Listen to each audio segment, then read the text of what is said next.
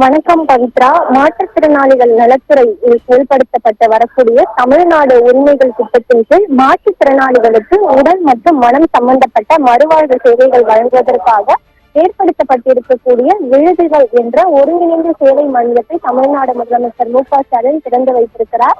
விழுதுகள் என்ற ஒருங்கிணைந்த சேவை மையத்தை சோழிங்கநல்லூர் கண்ணகி நகரில் தமிழ்நாடு முதலமைச்சர் மு.க.ஸ்டாலின் திறந்து வைத்திருக்கிறார். குறிப்பாக இதனைத் தொடர்ந்து எழில்நகர் நமக்கு நாமே திட்டத்தின் கீழ் 5 வகுப்பறைகளுடன் சீரமைக்கப்பட்டுள்ள பள்ளி கட்டிடத்தில் செயல்பட்டு வரும் மாண்டிச்சேரி மழலையர் வகுப்புகளையும் தமிழ்நாடு முதலமைச்சர் மு.க.ஸ்டாலின் பார்வையிட இருக்கிறார். குறிப்பாக மாற்றுத்திறனாளிகள் நலத்துறையை பொறுத்தவரையில் பல்வேறு திட்டங்கள் மாற்றுத்திறனாளிகளின் நலத்திற்காக செயல்படுத்தப்பட்டு வருகிறது.